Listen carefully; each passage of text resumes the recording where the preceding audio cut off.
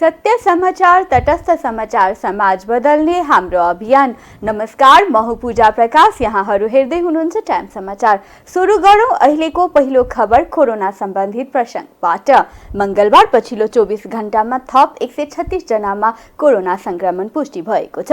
स्वास्थ्य मन्त्रालयका अनुसार 1591 नमुना मध्ये 1019 जनाको पीसीआर परीक्षण गर्दा 92 जना र 572 जनाको एन्टिजेन परीक्षण गर्दा 42 जना गरी 136 जनामा कोरोना देखिएको हो। यस्तै कोरोनाको सक्रिय संक्रमितको संख्या 390 पुगेको छ भने संस्थागत आइसोलेसनमा 27 जना, आइसियुमा 4 जना र भेन्टिलेटरमा 1 जना उपचाररत छन्। संक्रमण बढेसँगै कोरोना विरुद्धको बुस्टर डोज खोज लगाउन स्वास्थ्य मन्त्रालयले सबैमा आग्रह गरेको छ। यस वर्ष देशभरका अधिकांश विद्यालयहरूमा समयमै पाठ्यपुस्तक पुगेको छ। सामग्री केन्द्रको मध्य प्रदेश कार्यालयले ओखलढुङ्गा, खोटाङ, धनुषा, महोत्तरी, सप्तरी, उदयपुर, सिन्धुली, सिरहा, सर्लाही, रौतहट र पर्सा जिल्लामा पुस्तक वितरण गर्दै आएको छ। चैत 26 गते पाठ्यपुस्तक वितरण सुरु गरेर जनक शिक्षा सामग्री केन्द्रले विद्यालयहरूमा समयमै पाठ्यपुस्तक पुर्याएको छ। पाठ्यपुस्तक बिक्री वितरण र छपाईका विषयमा प्रधानमन्त्री तथा मन्त्री परिषदको कार्यालयका अधिकारीले जनक शिक्षा सामग्री केन्द्रको अनुगमन गरे पश्चात जनक शिक्षाका प्रबन्धक अनिल कुमार झाले नयाँ शैक्षिक सत्रमा सबै विद्यार्थीको हातमा पाठ्यपुस्तक पुर्याउने गरी काम भइरहेको बताएका थिए। मध्य प्रदेशका विद्यालयहरूमा पनि यस वर्ष समयमै पाठ्यपुस्तक पुगेको हो। सामुदायिक विद्यालयहरूमा विद्यार्थी भर्ना अभियान सञ्चालन भइरहँदा जनक शिक्षा सामग्री केन्द्रले समयमै पाठ्यपुस्तक बाँडेको केन्द्रका मध्य प्रदेश कार्यालय प्रमुख रुद्र खन्नाले जानकारी दिए। उनले हालसम्म 17% भन्दा बढी पुस्तक वितरण भइसकेको जानकारी दिए। केन्द्रले यस वर्ष 16,32,000 पुस्तक वितरण गर्ने लक्ष्य राखेको उनले बताए। वैशाख 11 गतेसम्म 10,82,234 पुस्तक वितरण भइसकेका छन्। केन्द्रसँग 2,18,193 थान पुस्तक मौजुदात रहेकोमा 3,31,573 थान पुस्तकको अझै आवश्यकता रहेको प्रमुख खन्नाले जानकारी दिए। जनक शिक्षा सामग्री केन्द्र मध्य प्रदेशले अहिले यस केन्द्रमा कक्षा 6 देखि 10 सम्मका लागि आवश्यक पाठ्य पुस्तक आइसकेको जनाएको छ। पाठ्य पुस्तक परिवर्तन भएका सामाजिक विज्ञान र स्वास्थ्य विषयका पुस्तक आउने क्रममा रहेको प्रमुख खन्नाले बताए। जनकपुर धामबाट करिब 8.25 लाख नक्कली नोट सहित एक महिलालाई प्रहरीले नियन्त्रणमा लिएको छ। पक्राउ पर्नेमा धनुषाको विदेह नगरपालिका 6 की 25 वर्षीय अनुकुमारी शाह रहेको जिल्ला प्रहरी कार्यालय धनुषाले जनाएको छ। अनुको साथबाट 7,71,000 बराबरको नक्कली नोट बरामद गरिएको हो। उनको साथबाट 1,000 को नक्कली नोट, 492 थान र 500 को नक्कली नोट 559 थान बरामद गरिएको छ। प्रहरीको गस्ती टोलीले अनुको ब्यागमा तलासी गर्दा नक्कली नोटहरू फेला परेको हो। यस सम्बन्धमा थप अनुसन्धान भइरहेको जिल्ला प्रहरी कार्यालय धनुषाले जनाएको छ।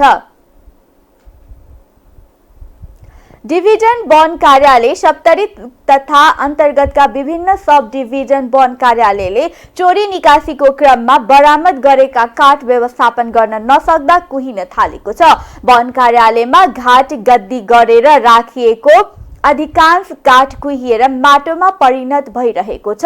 यी काठ विगत वर्षदेखि लिलामी प्रक्रिया अगाडि नबढेका कारण अधिकांश काठ कुहिएर माटोमा परिणत हुँदै गएको डिभिजन वन कार्यालय सप्तरीका डिभिजन वन अधिकृत हेमन्त प्रसाद शाहले बताए। रूपनी, कल्याणपुर, दौलतपुर, महुली र कञ्चनपुर सब डिभिजन वन कार्यालय मातहट रहेका सामुदायिक वन र राष्ट्रिय वन क्षेत्रबाट चोरी निकासीका क्रममा काठ बरामद भएपछि लामो समयसम्म अल्पत्र छ। अधिकांश चिरानमा साल, आसन, कर्मा, कुकाठ, आँप र गोलियामा मसाला, सिसो, साल जिलेबी कदम जातका काठको मुद्दा किनारा नलागेकाले बरामद प्रक्रिया ढिलो भएको सो कार्यालयको भनाइ छ। रूपनी सब डिभिजन कार्यालयमा चिरान काठ 530 स्थानमा 346.67 क्यूब फिट र गोलिया काठ 157 स्थानमा 460.57 cube fit, Kanchanpur sub division कार्यालयमा चिरान काठमा 36 स्थानमा 30.01 क्यूब फिट र गोलिया काठमा 546 स्थानमा 479.20 cube fit, Daulatpur sub division कार्यालयमा चिरान काठमा 18 स्थानमा 16.18 cube fit, Kanchanpur sub division कार्यालयमा चिरान काठमा 253 स्थानमा 223.3 क्यूब फिट र महली सब डिभिजन कार्यालयमा चिरान काठमा 334 स्थानमा 22.31 क्यूब फिट र गोलिया काठमा 6 स्थानमा 54.04 क्यूब फिट सहित जम्मा चिरान काठ 638.47 क्यूब फिट र जम्मा गोलिया काठ 938.47 क्यूब फिट काठको हैसियत बिग्रिएको अवस्थामा रहेको बताए। राष्ट्रिय स्वतन्त्र पार्टी राष्ट्रपाका सभापति रवि लामिछाने चितवन क्षेत्र नम्बर 2 बाट दोस्रो पटक निर्वाचित हुनुभएको छ। यसअघि मंसिर 4 को निर्वाचनमा 49,300 मत ल्याएर निर्वाचित हुनुभएका लामिछाने उपनिर्वाचनमा पनि भारी मतका साथ दोस्रो पटक निर्वाचित हुनुभएको हो। केही बेर अघि सम्पन्न मतगणना अन्तिम परिणाम अनुसार लामिछानेले 54,176 मत ल्याएर निर्वाचित हुनुभएको हो। उहाँले आफ्नै रेकर्ड ब्रेक गर्नुभएको छ। लामिछानेले निकटतम प्रतिद्वन्दी नेपाली कांग्रेसका उम्मेद्वार जीत नारायण श्रेष्ठले 11,214 मत प्राप्त गर्नुभएको छ। उहाँहरूबीच 42,962 मत अन्तर रहेको छ। त्यस्तै नेकपा एमालेका उम्मेद्वार रामप्रसाद न्यौपानेले 10,936 मत प्राप्त गर्नुभएको छ। आइतबार सम्पन्न निर्वाचनमा कुल 78,277 मत खसेको थियो। नागरिकता विवादमा यसअघि लामिछानेको पद गएसँगै चितवन 2 मा उपनिर्वाचन भएको हो। राष्ट्रिय स्वतन्त्र पार्टीका सभापति रवि लामिछानेले पुष्पकमल दाहाल प्रचण्डको सरकारलाई दिएको समर्थन फिर्ता लिने संकेत गर्नुभएको छ। उपनिर्वाचनमा चितवन 2 बाट निर्वाचित हुने निश्चित भएपछि मंगलबार बिहान भरतपुरमा सञ्चारकर्मीहरूसँग कुरा गर्दै लामिछानेले सरकारलाई दिएको समर्थन कायम राख्नुपर्ने कारण नरहेको बताउनु भयो।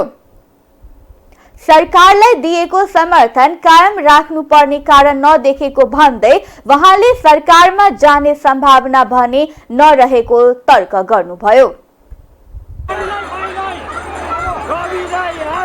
प्रक्रियाका कारणले गर्दा मलाई फेरि तपाईँ कहाँ पठाइयो। हाम्रो पार्टी फेरि घण्टी बजाउन चितवन झर्यो अनि यसपटक फेरि चितवनवासी आमाबा दाजुभाइ दिदीबहिनीहरूले कानको जाली फुट्ने गरी घण्टी बजाइदिएका छन्।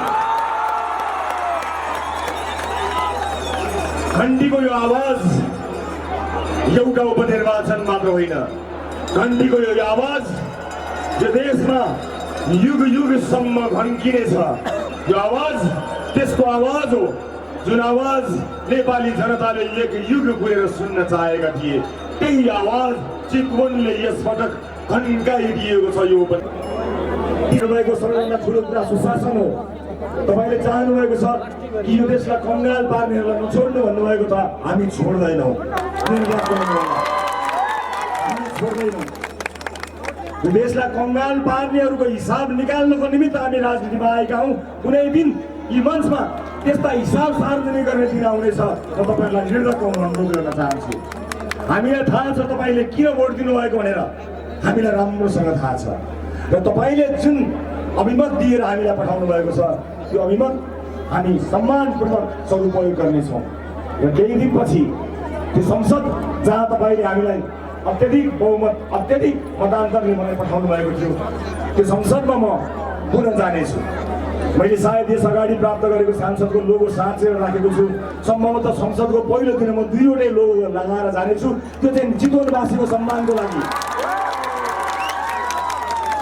त्यो 2वटा लोगो चितवनवासीको सम्मानका लागि हुनेछ। त्यो दुईवटा लोगो भ्रष्टाचारको अन्त्यका लागि र भ्रष्टाचारीलाई जेल पठाउनको निमित्त दोहोरो 2 शिफ्टमा काम गर्नेछ। त्यो दुईवटा लोगो यो देशको विकासका लागि डबल शिफ्ट काम गर्नेछौँ भन्ने सङ्केत हुनेछ र त्यो दुईवटा लोगो अहिलेको चितवनमा देखिएको भन्दा पनि दोब्बर गरी मेहनत गरेर आउँदो निर्वाचनमा नतिजा हासिल गर्ने एउटा सङ्केतका रूपमा हुनेछ त्यो दुईवटा लोगो र सबैलाई अनुरोध गर्छु। सरकारका कामप्रति आफूहरू सन्तुष्ट नरहेकाले स्थिरताका नाममा गलत व्यक्ति र प्रवृत्तिलाई नबोक्ने अस्पष्ट पार्नुभयो। उपनिर्वाचनबाट राष्ट्रपाले एक सिट थपेको छ। तनहुँ क्षेत्र नम्बर 1 का नवनिर्वाचित प्रतिनिधि सभा सदस्य डाक्टर स्वर्णिम वाग्लेलाई प्रमाण पत्र प्रदान गरिएको छ। मुख्य निर्वाचन अधिकृत कोमल प्रसाद आचार्यले आयोजित कार्यक्रममा राष्ट्रिय स्वतन्त्र पार्टीका तर्फबाट निर्वाचित डाक्टर वाग्लेलाई प्रमाण पत्र प्रदान गर्नुभएको हो। आज सम्पन्न मतगणना अनुसार डाक्टर वाग्ले 34,911 मत प्राप्त गरी विजयी हुनुभएको थियो। सो अवसरमा नवनिर्वाचित प्रतिनिधि सभा सदस्य डाक्टर वाग्लेले तनहुँवासीले गर्व गर्न लायक सांसद बनेर देखाउने प्रतिबद्धता व्यक्त गर्नुभयो। उहाँले जिल्लाको विकासका साथै देशका मुद्दा सम्बोधनका लागि आफूले भूमिका खेल्ने उल्लेख गर्नुभयो। डाक्टर वाग्लेले जिल्लाका सबै राजनीतिक दलसँग सहकार्य र समन्वय गरेर काम गर्ने बताउनुभयो।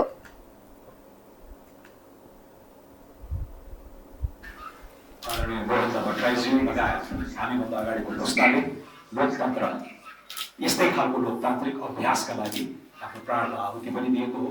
लामो सङ्घर्ष गरेर आएको छ विभिन्न कालखण्डमा र त्यसलाई हामीले सोचेको जस्तो त्यो गुणात्मक लोकतन्त्र एउटा उन्नत लोकतन्त्रको अभ्यासको क्रममा अझै पनि हामी खारिन बाँकी छ। मलाई लाग्छ तनहुँको यो अहिलेको उदाहरण विभिन्न अघि मैले भने इङ्गित गरिहालेँ व्यापक अड्कलहरू थिए। सिङ्गो राज्य प्रशासनले दुरुपयोग गरेर इत्यादि गर्ने भन्ने खालका पत्र पत्रिकामा आएको कुराको त्यसलाई छिरेर सिडिओ साहब, मुख्य निर्वाचन अधिकृतज्यू, सम्पूर्ण सुरक्षा संयन्त्र इत्यादिले सापेक्षिक हिसाबले एकदमै अनुकरणीय उदाहरणीय निर्वाचन प्रक्रिया सम्पन्न गर्नुभएको छ। म सबै नेपाल सरकारका सम्बन्धित निकायहरूलाई चाहिँ धन्यवाद दिन चाहन्छु। सबैको विश्वास लिएर सहकार्य गरेर तनहुँको विकास त गर्नु नै छ, त्यसमा एउटा सांसदले खेल्न सक्ने भूमिकामा खेलि नै हाल्छ। तर यहाँबाट तपाईँले निर्वाचन गराएर पठाउनु भएको सांसदले सङ्घीय संसदमा नै राष्ट्रिय मुद्दाहरूमा नै विशेष काम गर्ने हो र त्यो उद्देश्य मैले राम्रोसित आत्मसात गरेको छु र पार्लियामेन्टमा मैले गर्ने चाहिँ प्रस्तुति तयारीका लागि म मेहनत गर्दैछु र एभ्री यो चुनावमा मैले एउटा पाएको डेमोक्रेसी चाहिँ एकदम हम्बलिङ एक्सपिरियन्स हुँदो रहेछ।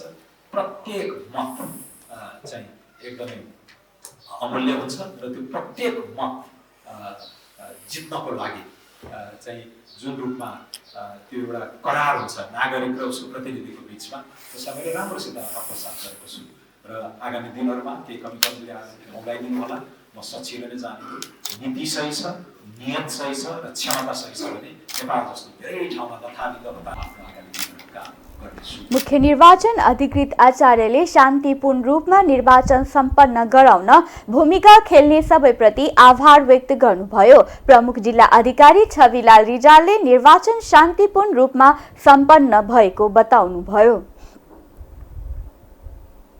महानगरपालिकाले शैक्षिक सत्र 2080 देखि सामुदायिक विद्यालयको माध्यमिक तहसम्म छोटो अवधिको सिपमूलक तालिम कार्यक्रमको शुभारम्भ गरेको छ। मंगलबार काठमाडौँमा विशेष कार्यक्रम गर्दै महानगरले पाठ्य पुस्तकबाट प्राप्त हुने सैद्धान्तिक ज्ञानसँगै जीवन उपयोगी सिपमूलक तथा व्यावहारिक शिक्षा प्रदान गरेर विद्यालय तह पूरा गर्दा कम्तीमा एक प्राविधिक क्षेत्रमा स्वरोजगार हुन सक्ने जनशक्ति तयार गर्न यस प्रकारको कार्यक्रमको थालनी गरेको जनाएको हो। शिक्षामा सिप सामुदायिक विद्यालयमा छोटो अवधिको सिपमूलक तालिम पुस्तक विहीन शुक्रबार कार्यक्रमलाई प्रभावकारी रूपमा अघि बढाइने महानगरका प्रमुख वालेन्द्र शाहले जानकारी दिनुभयो।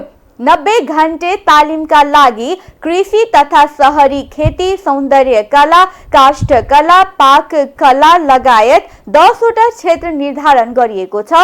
उक्त कार्यक्रम सञ्चालनका लागि विद्यालयलाई अनुदान रकम उपलब्ध गराइने महानगर प्रमुख शाहले जानकारी दिनुभयो। विद्यालय स्तरबाटै सुरु गरिने यस्ता कार्यक्रमबाट विद्यार्थीलाई स्वरोजगार बनाउन मद्दत पुग्ने उहाँले बताउनुभयो।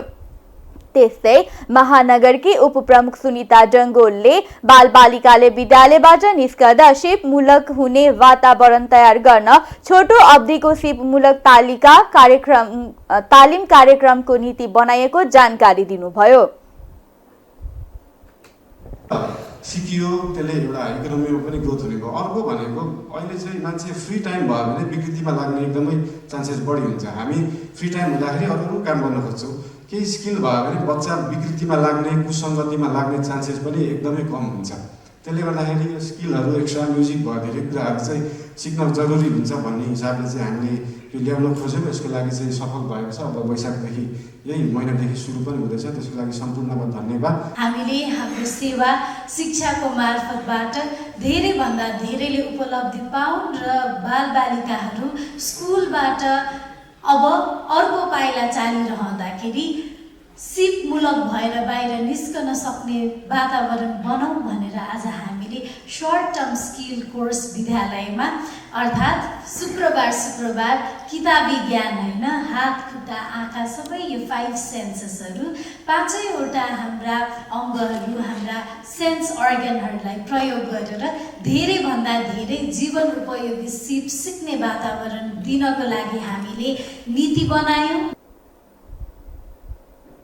तालिम सञ्चालनका लागि शिक्षा अधिकारीको अध्यक्षतामा तालिम सञ्चालन तथा व्यवस्थापन समिति गठन गरिएको छ। समितिले पाठ्यक्रम निर्माणमा सहजीकरण गर्ने, कार्यक्रमको अनुगमन र निरीक्षण गर्ने, विद्यार्थी र अभिभावकहरूको माग अनुसार थप विधाको पाठ्यक्रम निर्माण गर्ने काम गर्ने महानगरले जनाएको छ।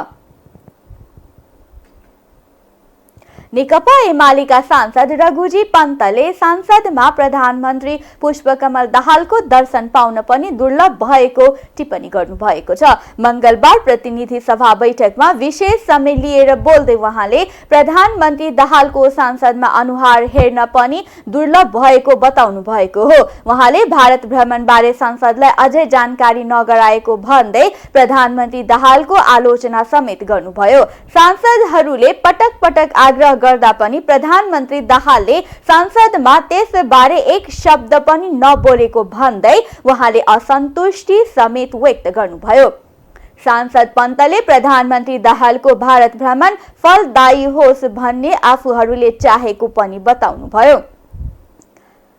भारतसँगको सम्बन्ध नेपालको लागि महत्त्वपूर्ण हुने उल्लेख गर्दै उहाँले प्रधानमन्त्री दाहालको सो भ्रमण सफल रहोस् भनी कामना समेत गर्नुभयो। पनि फेरि केही अनलाइनहरुमा के हो भन्ने खबर आएको छ। बोलाउनेले सम्मान साथ बोलाएको अवस्थामा मात्रै देशको प्रधानमन्त्रीले गरिमा साथ जानु राम्रो हुन्छ। निश्चय पनि भारत भ्रमण, भारतसँगको सम्बन्ध हाम्रो लागि महत्त्वपूर्ण छ। प्रधानमन्त्रीको भारत भ्रमण सफल होस्, राम्रो होस् र त्यो मुलुकको लागि फलदायी होस् भन्ने मेरो शुभकामना पनि छ। तर सबभन्दा दुःखको कुरा के हो भने सभामुखज्यू, यो भारत भ्रमणको एजेन्डाहरू के हुन् भन्ने कुराहरू संसद चलिरहेको यो बेला पनि हामीले अखबारहरूमा पढ्नु परेको छ, विभिन्न बाहिरी माध्यमहरूमा सुन्नु परेको छ। संसदभित्र हामीले पटक पटक आग्रह गर्दाखेरि पनि प्रधानमन्त्री आएर आफ्नो भारत भ्रमणबारे एक शब्द भन्नुभएको छैन। प्रधानमन्त्रीको त अनुहार हेर्न पनि, दर्शन पाउनु पनि दुर्लभ भइसक्यो। त्यसैले यो महत्त्वपूर्ण विषयको बारेमा संसदभित्र छलफल होस्। आजै पनि कतिपय सांसदहरूले यस विषयमा प्रश्नहरू, आफ्ना विचारहरू राख्नुभयो। सभामुख महोदय, भारतसँगको सम्बन्ध हाम्रो लागि अत्यन्त महत्त्वपूर्ण छ र त्यो सम्बन्ध सुमधुर होस्, सुदृढ होस् र नेपालको लागि फलदायी होस् भन्ने हाम्रो चाहना छ। तर भारतसँगको सम्बन्धमा हामीले ऐतिहासिक कालदेखि नै थुप्रै समस्याहरू झेल्दै आएका छौँ र अहिले पनि ती समस्याहरू विद्यमान छन्। जस्तै हाम्रो स्वतन्त्रता, हाम्रो आत्मनिर्णयको अधिकार, हाम्रो आर्थिक विकास र हाम्रा विभिन्न विकास निर्माणका कामहरूलाई प्रभावित गरिरहेको छ। भारतसँग हाम्रो सन् 1950 को सन्धि, यो 1950 को सन्धि भएको 73 वर्ष पुग्यो। अब झन्डै 75 वर्ष पुग्ने बेला हुन लाग्यो। यो सन्धि फेर्नु पर्यो भनेर सर्वप्रथम नेपालका प्रधानमन्त्री मनमोहन अधिकारीले आजभन्दा 28 वर्ष अगाडि भारत भ्रमण ताका राख्नुभएको थियो, तर आजसम्म त्यो आलटाल हुँदै आएको छ, त्यसको समाधान निस्केको छैन। त्यस्तै अर्को विषय छ सभामुख महोदय, इमिनेन्ट पर्सन ग्रुपको रिपोर्ट, प्रबुद्ध व्यक्ति समूहको प्रतिवेदन, जुन प्रतिवेदन दुवै देशका सरकार प्रमुखहरूको सहमतिमा बनाइएको थियो र त्यो समूहमा दुवै देशका 4 जना प्रबुद्ध व्यक्तिहरू थिए। उनीहरूले सहमतिबाट आफ्नो प्रतिवेदन दिइसके र त्यो प्रतिवेदन अझसम्म बुझिएको छैन। तत्कालीन भारतमा नेपालका राजदूत नीलाम्बर आचार्यसँग दिवंगत भारतीय विदेश मन्त्री सुषमा स्वराज र वर्तमान भारतीय प्रधानमन्त्री नरेन्द्र मोदीले समेत अब हामी त्यो प्रतिवेदन बुझ्छौँ भनिरहेको अवस्थामा यो भ्रमणमा त्यो प्रतिवेदनको अवस्था के हुन्छ, यो संसदलाई जानकारी चाहियो। सभामुख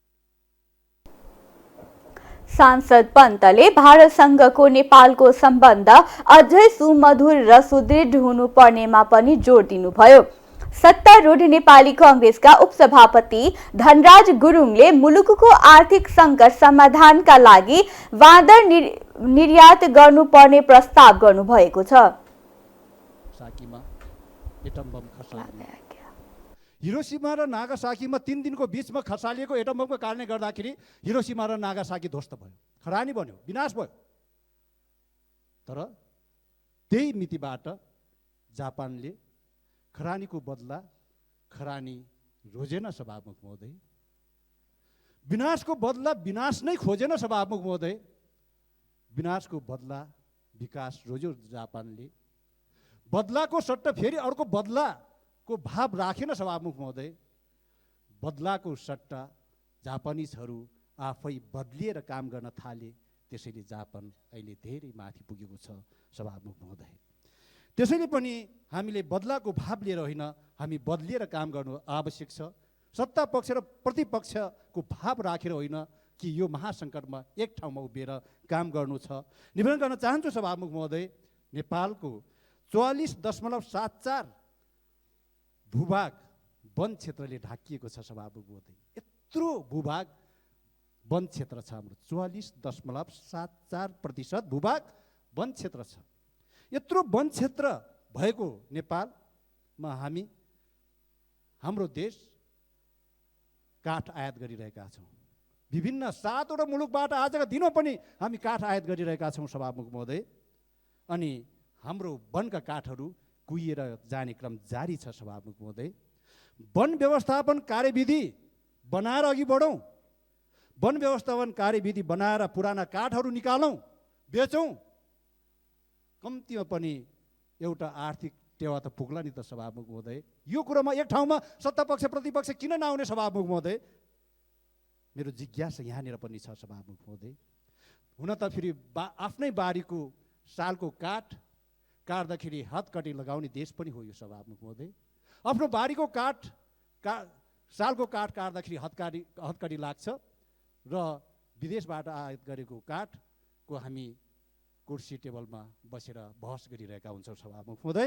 त्यसैले पनि उभो नलाग्या हो कि नेपालमा के छैन, सब थोक छ। कर्जाइटदेखि फलाम, रुबी, सुनदेखि युरेनियमसम्म छन् सभामुख महोदय। यी भएका कुराहरूलाई हामीले यो बेलामा उपयोग नगरे कहिले उपयोग गर्ने सभामुख महोदय? तत्काल हुन जरुरी चाहिँ छ र समितिको गठन भइसकिसकेपछि सरकारले आवश्यक सङ्घीय कानुनहरू संसदमा पेश गर्न जरुरी चाहिँ छ। यहाँ संसद बिजनेसविहीन भएको चाहिँ छ। चाहिने आवश्यक चाहिँ कानुनहरू अहिलेको सङ्घीय व्यवस्थालाई प्रभावकारी ढङ्गबाट कार्यान्वयन गर्नका लागि चाहिने सङ्घीय कानुनहरू चाहिँ छन्। कानुन निर्माणमा सरकारको ध्यान चाहिँ गएको चाहिँ छैन। यसमा सरकारको ध्यान जाओस्। निजामती ऐन, प्रहरी ऐन र प्राकृतिक साधन स्रोतको बाँडफाँडको विषय जो चाहिँ छ, यो महत्त्वपूर्ण विषय हो। यसका लागि तुरुन्तै संसदमा सरकारले विधेयक चाहिँ पेश गर्न जरुरी चाहिँ छ भने अब सरकारले अहिले नीति तथा कार्यक्रम र बजेट बनाउने बेला हो र अब यो अहिलेको अवस्थामा हामीले नीति तथा कार्यक्रम र बजेट चाहिँ बनाउँदाखेरि हामीले केही दिगो विकासका लक्ष्यहरू चाहिँ निर्धारण चाहिँ गरेर खालि मन्त्री भएको ठाउँमा बजेट केन्द्रित हुने, अलिकति पावरफुल चाहिँ नेता भएको ठाउँमा मात्रै बजेट केन्द्रित हुने भन्दा पनि देशको आवश्यकताको आधारमा जहाँ चाहिँ पहाडी जिल्लाहरू चाहिँ छन्, हिमाली जिल्लाहरू चाहिँ छ, त्यहाँ सडक सञ्जाल पुगेको चाहिँ छैन, विद्युतको लाइन पुगेको चाहिँ छैन, भौतिक पूर्वाधार त्यहाँको आवश्यकता हो, खानेपानी छैन, सिँचाइ छैन। गाउँघरमा बाँदर आतंक फैलिएको उल्लेख गर्दै उहाँले त्यसलाई निर्यात गर्ने निर्णय गरेर जाँदा मुलुकलाई आर्थिक सङ्कटमा राहत मिल्ने पनि बताउनुभयो। नेपाली कांग्रेसका सांसदहरूले आगामी आर्थिक वर्षको बजेटमा शिक्षा, स्वास्थ्य, रोजगारी, पिछडिएका वर्ग, समुदाय र क्षेत्रलाई केन्द्रमा राखेर प्राथमिकता तोक्नुपर्ने सुझाव दिनुभएको छ। आगामी बजेटमा समेट्नुपर्ने विषयका बारेमा सुझाव लिन कांग्रेस संसदीय दलको आज बसेको बैठकमा उहाँहरूले मुलुकको विषम आर्थिक परिस्थितिमा जनतामुखी बजेट ल्याउन अर्थमन्त्री एवं पार्टीका नेता डाक्टर प्रकाश शरण महतलाई सुझाव दिनुभएको थियो। सोमबार र मंगलबार भएको बैठकमा कतिपय सांसदले सांसद विकास कार्यक्रमलाई निरन्तरता दिनुपर्ने माग गर्नु भएको थियो। बैठकमा पार्टी सभापति एवं पूर्व प्रधानमन्त्री शेरबहादुर देउवाले नागरिकका आवश्यकतालाई केन्द्रमा राखेर आगामी आर्थिक वर्षको बजेट तर्जुमा गर्नुपर्ने बताउनुभयो। साथै उहाँले बजेटमा समेट्नुपर्ने विषयका बारेमा सुझाव दिन सांसदहरूलाई आग्रह गर्नुभएको थियो। बैठकमा अर्थमन्त्री डाक्टर महतले विषम आर्थिक अवस्थालाई सम्बोधन गर्ने गरी आगामी आर्थिक वर्षको बजेट बनाइने जानकारी गराउनु भएको राष्ट्रिय सभा कांग्रेसका प्रमुख सचेतक अनिता देवकोटाले जानकारी दिनुभयो। अर्थमन्त्री डाक्टर महतले सांसदहरूले राख्नुभएका जिज्ञासाका बारेमा जवाफ दिँदै बजेटका लागि स्रोत र साधनको कमी रहेको र सोही अनुसार तर्जुमा गरिने बताउनु भएको थियो। अधिकांश माननीय सदस्यहरूले आफ्ना कुरा राख्नुभयो। बैठकको हाम्रो केन्द्रीय विषय अथवा एजेन्डा भनेको अब यो जेठको 15 गते नेपाल सरकारको बजेट आउँदैछ। त्यसो भएको हुनाले बजेटका सिद्धान्तहरू, प्राथमिकताहरू, यसका आधारहरू के हुन् भन्ने कुरा माननीय अर्थमन्त्रीजीले जानकारी गराउनुभयो र बजेट कस्तो आउनुपर्छ, के गर्नुपर्छ भन्ने बारेमा माननीय सदस्य साथीहरूले छलफलमा भाग लिनुभयो र धेरै साथीहरूले आफ्ना कुरा राख्नुभएको छ र त्यसपछि माननीय अर्थमन्त्रीजीले समसामयिक रूपले उठेका विषयमा साथीहरूलाई थप स्पष्टीकरण दिनुभयो। त्यसका साथसाथै आजको बैठकमा हामीले महामहिम राष्ट्रपतिजी अस्वस्थ भएर भारतको दिल्ली सभापतिजीले पनि आफ्ना धारणाहरू राख्नुभयो बैठकमा। अब मूल कुरा होइन, अब बजेटमा चाहिँ त के भने पछाडि परेको क्षेत्रहरू, पछाडि परेको वर्ग, समुदायलाई लक्षित गरेर बजेटमा विशेष व्यवस्था गरिनुपर्छ भन्ने कुराहरू उठेको छ।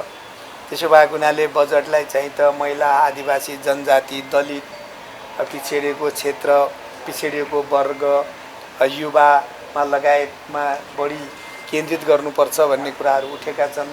त्यसरी नै शिक्षाको क्षेत्रमा, स्वास्थ्यको क्षेत्रमा जनतालाई राम्रोसँग वितरण गर्न सकोस्, अवसरहरूको पनि त्यसरी नै अवसरहरू उपलब्ध हुन सक्ने कुरा। जनमुखी बजेट ल्याउने र रोजगार, शिक्षा, स्वास्थ्य, पूर्वाधार, उत्पादन वृद्धि र बजार विस्तारमा सहज हुने गरी बजेट तर्जुमा गरिने उहाँले प्रतिबद्धता व्यक्त गर्नुभएको थियो। बैठकमा यही वैशाख 10 गते सम्पन्न उपनिर्वाचन पछिको परिणाम, समसामयिक राजनीति लगायत विषयमा समेत सांसदहरूले आफ्ना धारणा राख्नु भएको थियो। काठमाडौँको कपनमा नीरा पाण्डे आचार्यको हत्यारालाई छिटो पत्ता लगाउन माग गर्दै उनका आफन्तजनले प्रदर्शन गरेका छन्। हत्या भएको एक साता पुग्न लाग्दा पनि दोषीलाई कानुनी दायरामा ल्याउन नसकेको भन्दै परिवारजनले हत्यारालाई सार्वजनिक गर्नुपर्ने, पीडितलाई न्याय दिनुपर्ने भन्दै कपनमा प्रदर्शन गरेका हुन्। उनीहरूले नीराको हत्या रहस्यमय भएको भन्दै त्यही अनुसार अनुसन्धान गर्नुपर्ने माग गरेका छन्। प्रदर्शनमा सहभागीहरूले हत्यारालाई पत्ता लगाऊ, हत्यारा चाँडो सार्वजनिक गर, हाम्रो माग पूरा गर लगायतका प्ले कार्ड प्रदर्शन गरेका थिए।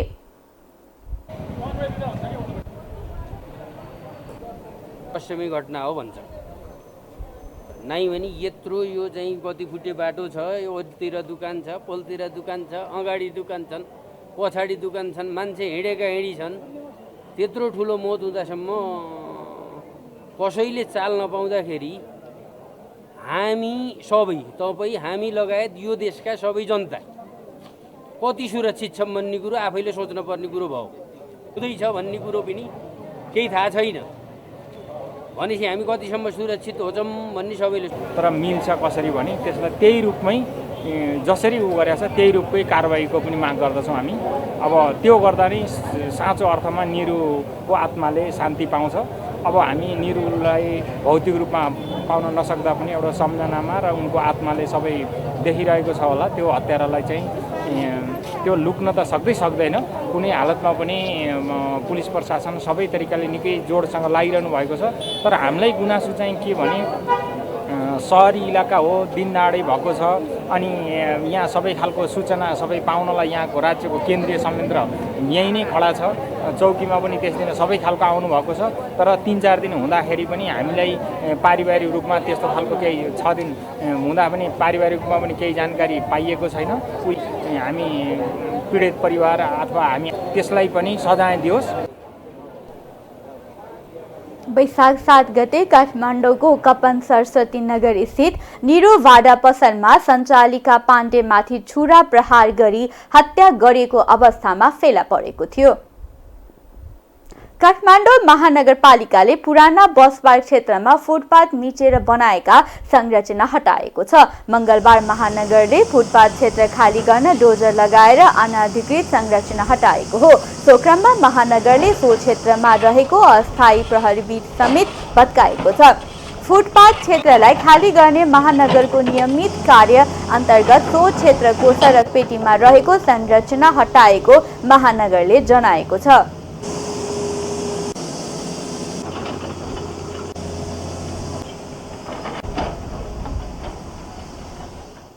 अब आर्थिक समाचार।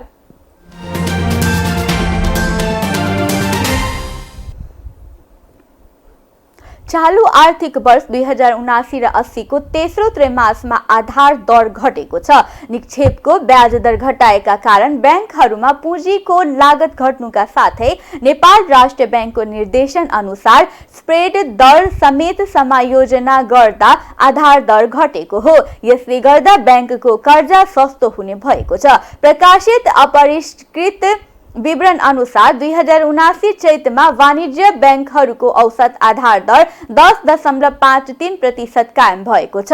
गत आर्थिक वर्षको यसै अवधिमा ब्याङ्कहरूको औसत आधार दर 9.04% रहेकोमा बढेर चालू आर्थिक वर्षको पुसमा 10.80% पुगेको थियो। तरलता अभावसँगै ब्याङ्कहरूले लगातार बढाएको ब्याज दर फागुनदेखि घट्न थालेको छ। 2079 पुसमा वाणिज्य ब्याङ्कको निक्षेपमा ब्याज दर 12.33% सम्म पुगेको थियो। वैशाखदेखि वाणिज्य ब्याङ्कहरूले निक्षेपको ब्याज दर एकल अङ्कमा 9.99% कायम गरेको छन्। ब्याज दरको विरोधमा उद्योगी व्यवसायीले आन्दोलन नै गर्न थालेपछि ब्याङ्कहरूलाई घटाउने दबाव थियो। चालू आर्थिक वर्षको मौद्रिक नीतिको प्रथम त्रैमासिक समीक्षा मार्फत राष्ट्रिय ब्याङ्कले वाणिज्य ब्याङ्कहरूलाई 2079 चैत्रबाट स्प्रेड दर 4.2% र 2080 असारबाट 4% कायम गर्न निर्देशन दिएको थियो। उक्त स्प्रेड दर कायम गर्न समेत ब्याङ्कहरूले ब्याज दर घटाएका छन्। कर्जाको ब्याज दर व्यवस्थित गर्न राष्ट्रिय ब्याङ्कले आर्थिक वर्ष 2069-70 को मौद्रिक नीतिमा घोषणा गरी आधार दरको प्रावधान लागू गरेको थियो। ब्याङ्कहरूले 2069 सालबाट वाणिज्य ब्याङ्कमा र 2070बाट विकास ब्याङ्क तथा फाइनान्स कम्पनीमा यो प्रावधान लागू गरेको छ। आधार दर निर्धारण सम्बन्धी कार्यविधि अनुसार ब्याङ्क वित्तीय संस्थाले आफ्नो लागतमा 0.75% प्रतिफल जोडेर आधार दर तय गर्न पाउँछन्। ब्याङ्कहरूले मासिक रूपमा आधार दर गणना गरी महिना सकिएको 7 दिनभित्र राष्ट्रिय ब्याङ्कमा पेश गर्नुपर्ने र वेबसाइटमा प्रकाशित गर्नुपर्ने व्यवस्था छ। यही व्यवस्था अनुसार प्रत्येक त्रैमासिकमा ब्याङ्कको औसत आधार दर घट्दा कर्जाको ब्याज दर स्वतः घट्ने र बढ्दा स्वतः बढ्ने प्रावधान छ। हाल वाणिज्य ब्याङ्कहरूले कर्जाको ब्याज दर निर्धारण गर्दा आधार दरमा अधिकतम 5% सम्म प्रिमियम जोड्ने गरेका छन्। कर्जा सम्झौतामा तोकिएको प्रिमियम परिवर्तन गर्न नपाइने प्रावधान छ। अब अन्तर्राष्ट्रिय समाचार।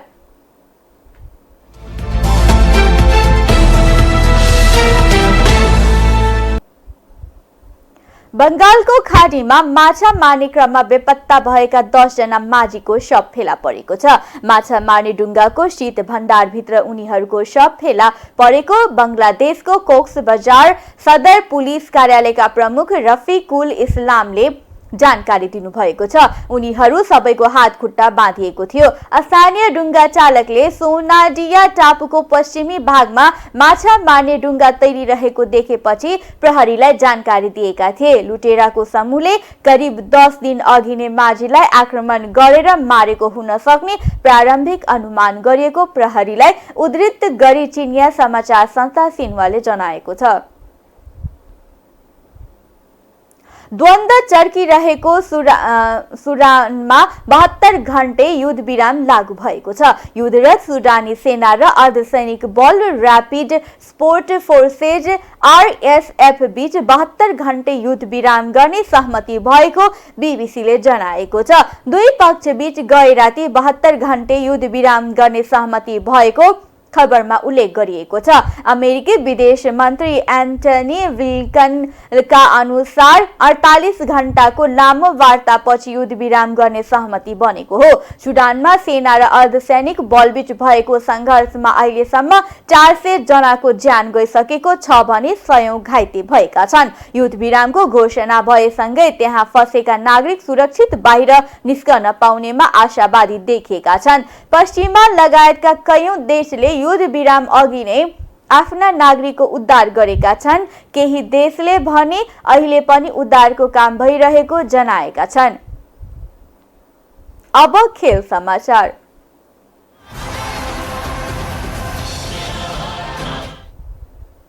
ACC प्रिमियर कप अन्तर्गत समूह बी को खेलमा सिङ्गापुरलाई 4 विकेटले पराजित गर्दै कुवेत समूह डी को शीर्ष 3 मा उक्लिएको छ।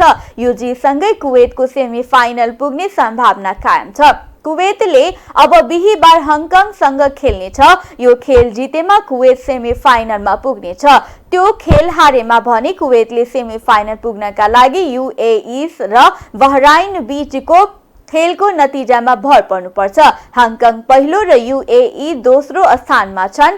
त्रिवी क्रिकेट मैदानमा भएको खेलमा टस हारेर ब्याटिङको निम्तो पाएको सिङ्गापुर 31.4 ओभरमा 113 रन बनाउँदै अल आउट भएको हो। सिङ्गापुरले दिएको 114 रनको सामान्य लक्ष्य पछ्याएको कुवेतले 26.3 ओभरमा 6 विकेट गुमाउँदै भेटायो। हस्त अहिलेलाई टाइम समाचार यति नै। हेर्दै रहनुहोला टाइम्स टेलिभिजन। आज्ञा दिनुहोस्। नमस्कार।